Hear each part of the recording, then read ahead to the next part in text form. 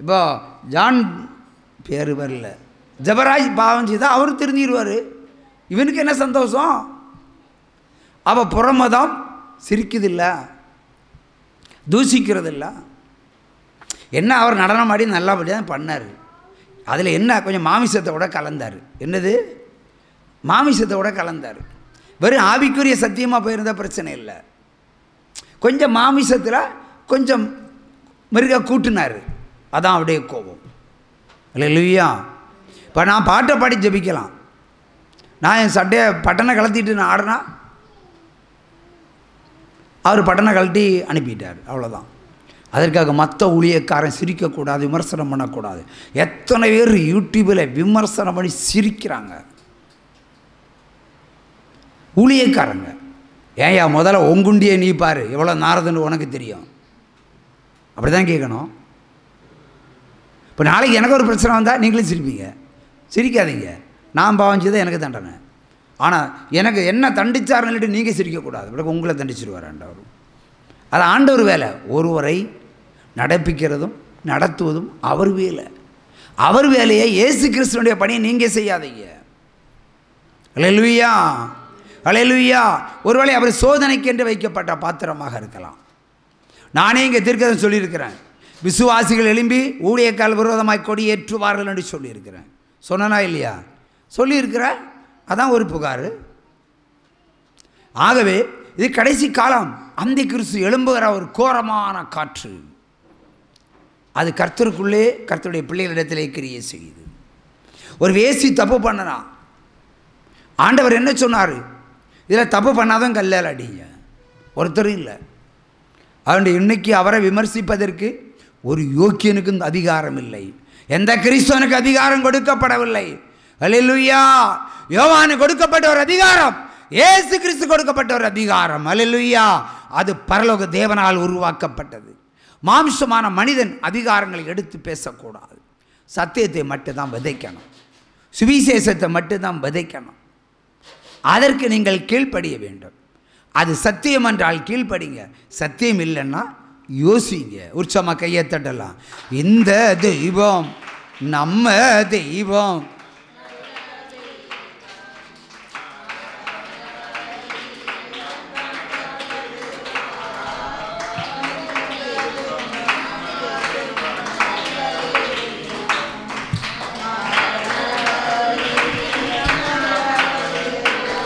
ஹல்லேலூயா, ஹல்லேலூயா, ஹல்லேலூயா. அடுத்தபடியாக வாசிக்கப்பட்ட வேத புஸ்தகத்திலிருந்து 3 வசனத்தை தியானித்து முடிக்க போகிறோம்.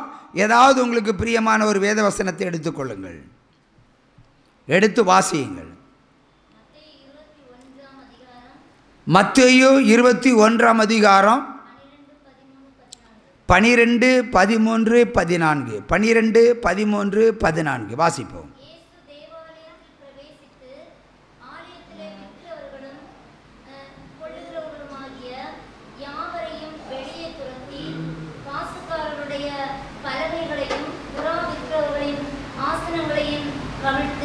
என்னுடைய வீடு ஜெப வீடு எனப்படும் என்று எழுதியிருக்கிறது, நீங்களோ அதை கள்ள புகையாக்கினீர்கள் என்றார்.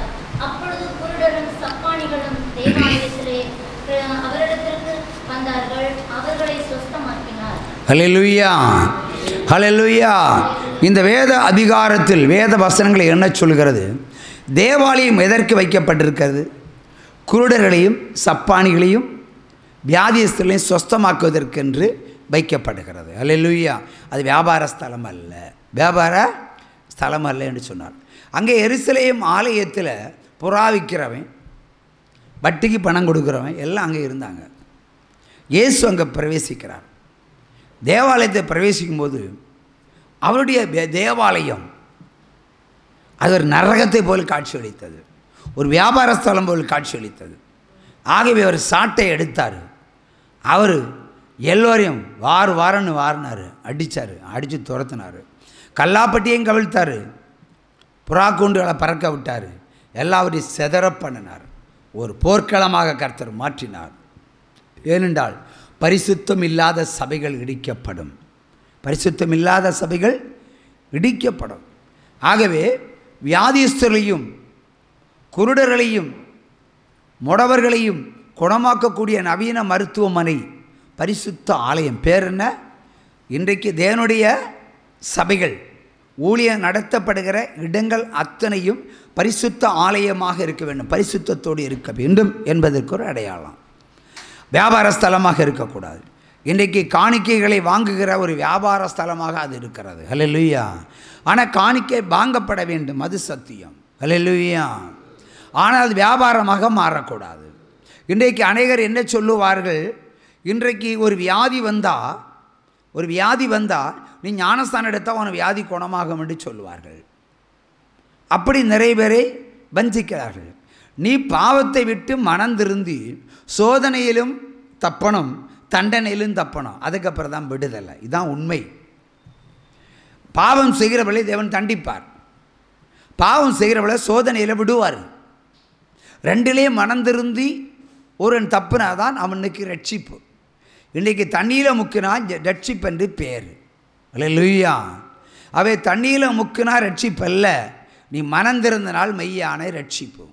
இதுவே சத்தியம். ஆகவே தேவாலயமாய் இருக்கிற நம்முடைய சபை கூடாரங்கள், உலகத்தில் இருக்கிற சபை கூடாரங்கள் பரிசுத்தத்தை விதைக்க வேண்டும், பரிசுத்தமாய் இருக்க வேண்டும், வியாபார ஸ்தலமாக இருக்கக்கூடாது. ஹல்லேலூயா. இன்றைக்கு அநேகர் காணிக்கைகளை வாங்கி தன்னுடைய மனைவிமார்களுக்கும் தன்னுடைய குடும்பத்தாருக்கும் சொத்தாக மாற்றுகிறார்கள். ஆகவே இன்றைக்கும் நிறைய சபைகள் வியாபார கூடங்களாக மாறி இருக்கிறது. தேவனுடைய ஆலயங்கள், இப்போது கடையால் பகுதியில் ஒரு ஏஜி சபை இருக்கிறது, இடது பக்கம்தான் இருக்கிறது. என்னை ஒரு முறை சபைக்கு பிரசங்கத்துக்கு அழைத்தார்கள். அப்பொழுது அந்த சபை போதகருடைய நடந்த சம்பவத்தை சாட்சியாக சொல்லுகிறேன். சபை போதகருடைய மனைவி 3 வருடமாக வியாதிப்பட்டு கிடக்கிறார்கள், 3 வருடமாக வியாதிப்பட்டு கிடக்கிறார்கள். அப்பொழுது அநேகர் கடந்து வந்து ஒரு பரலோகத்துக்கு எடுத்துக்கொள்ளப்படுவதற்கு ஜெபம் பண்ணுறாங்க,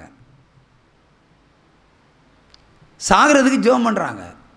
ஒருவர் சாகிறதுக்கு ஜெபமே பண்ணக்கூடாது, அது எந்த கிறிஸ்தவம் செஞ்சாலும் தப்பு. நீ சீக்கிரமாக செத்துப்போ, எனக்கு ஓத்திரமாக இருக்காத, நீ படுக்கையில் கிடக்காதன்னு சொல்லப்படாது. அப்படி ஜெபமே பண்ணக்கூடாது. அப்படி எவன் ஜெபம் பண்ணாலும் அவன் தான் அந்தி கிறிஸ்து. ஆனால் அநேக சபை போதகர்களெல்லாம் அந்த தாய் எடுத்துக்கொள்ளப்படுவதற்கு ஜெபம் பண்ணதாக கேள்விப்பட்டேன். ஹல்லேலூயா, ஹல்லேலூயா. அப்பொழுது ஒரு முறை அந்த சபையில் பிரசங்கம் பண்ண போகிறது நான் தான். ஒரு முறை பிரசங்கம் பண்ணும்போது ஆண்டவர் சொல்லுகிறார், அந்த மகளை பார்த்து இடது பக்கம் இருக்கிறாங்க, உனக்கு 3 ஆண்டுகள் ஆயுசு கூட்டி தருகிறேன்னார். உடனே பாஸ்டர், பின்னாடி இருக்கிற பாஸ்டர் தலையில் அடிக்கிறான். எந்த அளவுக்கு அனுபவிச்சிருக்கான் பாருங்க. நான் 3 வருஷம் வயசு ஆயுசை கூட்டி கொடுக்குறேன்னு பிரசங்கம் பண்ணுறேன். பாஸ்டருக்கு மனைவிக்கு 3 ஆண்டு காலம் ஆயுசை கூட தருகிறேன் என்று சொன்னார். அங்கே மண்டையில் அடிக்கிறான் பாருங்க. அவன் எப்படிப்பட்ட ஊழியக்காரன் கேட்டுட்டு தான் இருப்பான் அந்த பிரசங்கத்தை. எப்படிப்பட்ட ஊழியக்காரமே, ஏயா ஆயுசு கூட்டி தானே தரேன்னு சொன்னேன், நீ சந்தோஷப்பட்டு சிரிக்கலை செய்யணும். அப்போ சீக்கிரமாக செத்து போகிறதுக்கு நீ ஜெபம் பண்ணிட்டு இருக்கிற. நீ ஆட்கால உன் சபை சார்ந்த ஏஜி சபை சார்ந்த ஆட்களெல்லாம் கூட்டி வச்சு ஜெபம் பண்ணிட்டு இருக்கிற. நாம என்ன சொல்கிறேன், உனக்கு ஆயுசு 3 வருடம் தீர்க்க தரிசனம் உரைக்கிறேன். நான் இப்போ கேட்குறேன், 3 வருடத்திற்கு முன்னாடி சாவே வரலையே அவளுக்கு. எப்பொழுது 3 வருடம் முடிந்ததோ அதுக்கு பிறதான் நீ செத்தாய். யார் ஊழியக்காரன், நானா நீயா? சவால் ஊழியம், நான் தான் ஊழியக்காரன். உற்சம கையை தட்டலாம். கூடவே இன்னொன்று சொன்னாரு, இந்த சபை 2ஆக பிளக்கப்படும். எப்ப மண்டையில் அடிச்சியோ அப்பவே 2ஆக பிளக்கப்படும். உன் சபை 2 பட்டு போகும், காவல்துறை உள்ளே பிரவேசிக்கும். இதான் தீர்க்க தரிசனம் உரைத்தார். அதுக்கும் அடிக்கிறான் மண்டையில். என்னை விட சீனியர் ஊழியக்காரன். எல்லாரும் அந்த கிறிஸ்துக்குள்ளே போயிட்டாங்க. பிறகு பிற்பாடு என்னாச்சு எனக்கு சப்ஜெக்டே தெரியாது. பல வருடங்களுக்கு பிறகு 3 வருடத்திற்கு பிறகு அந்த தாய் மரித்து போகிறார். தீர்க்க தரிசனம் உரைத்த பிறகு சாவே வரல. 3 வருஷத்துக்கு பிறகு தான் சாவே. அதுக்கப்புறம் திடீர்னு ஒருவர் கூப்பிடுறாரு, பாஸ்டர் போட்டி ஆராதனைக்கு நீங்கள் தயாரா? நான் போட்டி ஆராதனைக்கு நான் தயார் இல்லை. ஆமாம், எங்கே போட்டி ஆராதனை? உடனே சபையை சொல்கிறாரு, அதே சபை தான் சொல்கிறாரு. அவர் காணிக்கைகள் எல்லாம் கொள்ளையிட்டார். கணக்கு கேட்டோம். அவர் போய் சபையை சொந்த பேரில் மாற்றிட்டார். சபையை சொந்த பேரில் மாற்றிட்டார். ஆதாரம் அப்படி தான் இருக்குது. ஆனால் காணிக்கை பைசெல்லாம் ப்ராப்பர்ட்டி வாங்கினோம். காணிக்கை பைசல் இப்போ சொந்த சொத்துன்னு சொல்லிட்டார். சபையை விட்டு நீக்கிவிட்டாங்க. நாங்கள் கோர்ட்டில் கேஸ் போட்டிருக்கோம். கோர்ட்டில் நீதிமன்றம், குளுத்துற நீதிமன்றத்தில் வழக்கு, காவல்துறையில் புகார். இப்போ சபை நடத்துகிறது யார்? போட்டி. ஆகவே இங்கே சபை நடத்துவதற்கு போட்டியாக என்ன அழைத்தார்கள்? நான் என்ன செய்யணும்? இவருக்கு முன்ன கோபத்தில் நான் பிரசங்கம் பண்ண போயிருக்கணும். இல்லை, சில ஊழியக்காரன் போயிடுவான். நான் சொன்னேன், அவர் பாடாய் ஊர் ஊராக மேய்ஞ்சி ஊர் ஊராய் சுவிசேஷம் இது அவர் கஷ்டப்பட்டு கட்டின சபை. 2 பேர் 3 பேர் இருக்கும்போது கூட இந்த உலகம், இந்த கடையல் தேசம் மொத்தம் ஆர்சி திருச்சபைக்குரியது. அவராக கல்லால் அடித்தவங்க உண்டு, கூவினவங்க உண்டு, அவருக்கு விரோதமாக எழும்பினவங்க உண்டு, இன்க்ளூடிங் நானும் வருகிறது. ஆர்சியாக இருக்கும்போது அவரையும் நான் திட்டிருக்கேன், கெட்ட வார்த்தை பேசியிருக்கிறேன். அவர் என்ன பண்ணாலும் எனக்கு பிரச்சனை இல்லை. ஆனால் இந்த இடத்துல ஒரு அசம்பிளி ஆஃப் காடை அவர் உருவாக்கி ஒரு சபையை கட்டி அவர் நடத்தி கொண்டிருக்கார். அவருக்கு விரோதமாக நான் இல்லை, நீங்கள் வேறு சபை வேணால் கட்டுங்கன்னு சொன்னேன். பிறகு என்ன, இந்த பகுதியில் வேறு சபை கட்டிட்டாங்க.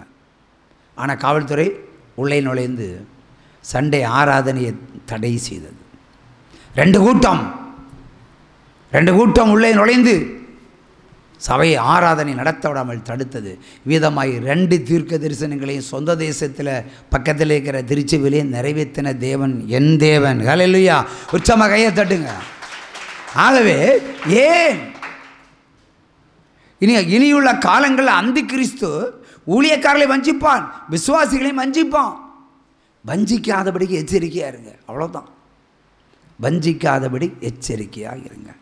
ஆகவேதான் தேவாலயம் கட்டுவதற்கு, ஊழிய கூடாரங்களை கட்டுவதற்கு இன்றைக்கு வரைக்கும் உங்களிடத்தில் காணிக்கை கேட்டு பெற்று கொள்ளாத ஒரே ஒரு ஊழியம் தமிழ்நாட்டில் ஜீவ ஒளி ஜபக்கோபுரம் தான். உற்சவமாக இனிமேல் கேட்கிறது ஆண்டவருடைய சித்தமாக இருக்கலாம். இன்றைக்கு வரைக்கும் 23 வருடமாக கம்பி வாங்கிதா, கல் வாங்கிதா, மணல் வாங்கிதான்னு உங்கள்கிட்ட கூவுனது கிடையாது. காணிக்கை தான், ஸ்கொயர் ஃபீட்டுக்கு தான், லைட்டு வாங்கிதா, சேர் வாங்கிதா. நீங்கள் இருக்கிற சேர்லாம் என்னுடைய பைசா, நான் பேசுகிற என்னுடைய மைக்கு. இங்கே இருக்கிற காணிக்கைப்பட்டி மட்டும்தான் அவருக்கு சொந்தம். அது எனக்கு சொந்தம். நான் அடிக்கடி தூக்கிட்டு போயிடுவேன், அடிக்கடி கொண்டு போய்ப்பேன். ஹல்லேலூயா, ஹல்லேலூயா. ஆகவே தேவன் நடத்துதல் என்பது விதமாக இருக்கலாம். ஆகவே எல்லா மனிதர்களுக்கும், எல்லா ஊழியக்காரனும் சொந்த பணத்தில் ஆலயம் கட்ட முடியாது. நீங்கள் கொடுத்தா தான் கட்டணும், அது வேறு விஷயம். ஆனால் எனக்கு கொடுக்கப்பட்டதை நான் செய்கிறேன். ஆனால் கர்த்தருக்குரியது கர்த்தருக்கே செலுத்த வேண்டும். இதுதான் ட்ரூ. அப்படி இருக்க வேண்டும். நீ யூகேயில் லனம் வாங்கி போட்டாலும் சரி, நீ யூஎஸ்ஏல வாங்கி போட்டாலும் சரி, அங்கே வந்து அடித்து பாழாக்கிடுவார் தேவன். தசம பாகத்தெல்லாம் என் ஆலய வளாகத்தில் உள்ள களஞ்சியத்தில் கொண்டு வேண்டாம் எழுதப்பட்டிருக்கிறது. ஏதாவது ஊழியக்காரன் சொல்லுவானா, என் ஆலயத்தில் உள்ள களஞ்சியத்தில் கொண்டு வா தசம பாகத்தை? சொல்ல மாட்டான். ஒரு சபைனா களஞ்சியம் இருக்க வேண்டும், நெற்களஞ்சியம் இருக்க வேண்டும், தானிய கிடங்கு இருக்க வேண்டும். அங்கே நீங்கள் பயிரிடுகிற எல்லா பயிர்களினுடைய தசம பாகத்தை கொண்டு வர வேண்டும். அதான் உண்மை, அதான் ட்ரூ. இல்லை என்றால் தசம பாகத்தினுடைய, இப்போ தென்னை மரம் காய்க்குது நீங்கள் எடுக்கிறீங்க, பலாமரம் காய்க்குது நீங்கள் எடுக்கிறீங்க, அதில் உள்ள தசம பாகத்தை 5ல் 1 பங்கு கூட்டி கொடுக்க வேண்டும். 100 ரூபாய்க்கு ஒரு பொருளை விற்றீங்கன்னா 120 ரேட்டு எங்கள்கிட்ட கொண்டு தரணும். லேவியராகமம் 27ஆம் அதிகாரம் 30, 31, 32 படித்து பாருங்க, தெரியும். தசமவாது வட்டி போட்டு கொடுக்கணும். வஞ்சிச்சவன் எல்லாம் யாராக கொடுப்பாங்களா? ஒருவேளை பரலோகத்துக்கு போகும்போது நீங்கள் கேட்பீங்க, ஆண்டவரே பரலோகத்தோட வாசலில் வந்திருக்கீங்க, உள்ளே போக முடியல. ஆமாம், நீ வட்டி தரலையே. தசமத்தை லேட்டாக கொடுத்த, ஒத்துக்கிட்டேன், முறையாக கொடுக்கலையே. ஆகவே என்னுடைய தசமபாகத்தை நீ எள்ளளவு நீ வஞ்சித்தாயானால் 5ல் 1 பங்கு கூட்டி கொடுக்க கடவாய். ஆகவே இன்றைக்கு நான் உங்களுக்கு சொல்கிறேன், சபைக்கு சொல்கிறேன், உலகத்துக்கு சொல்கிறேன். சபை தேவனுடைய காணிக்கைகளை நீங்கள் வஞ்சித்திருந்தால் வட்டி போட்டு மீட்டர் வட்டி போடுறதுக்கு முன்னாடி கொடுத்துருங்க. வட்டி போட்டு 5 வரைக்கும் கூட்டி கொடுங்க. 1,00,000 ரூபா தசபாக முடக்கம் என்று சொன்னால் 1,20,000 ரூபாய் செலுத்த வேண்டும். வெறும் 1,00,000 ரூபாய் கொடுத்தா தசமாக ஆகாது. ஆண்டவரே 1,00,000 ரூபாய் திருடி விட்டேன், சபையை திருடி விட்டேன், 1,00,000 ரூபாய் பணத்தை நான் வஞ்சித்து விட்டேன், தசமாதை கொள்ளையிட்டேன் நீங்கள் சொன்னீங்கன்னா தசமாவத்தில் 10 5 ஒரு பங்கு கூட்டி கொடுக்கணும். அப்போ 1,20,000 கொண்டு வந்து கணக்கு செலுத்தணும். அப்படி பார்க்கும்போது விசாரணை யாருக்கு ஆரம்பமாகும்? முதல்ல தமிழ்நாட்டில் இருக்கிற, இந்தியாவில் இருக்கிற திருச்சபை ஊழியக்காரர்களுக்கு போய் சேரும். இதில் ஆர்சி உட்படாது. வந்து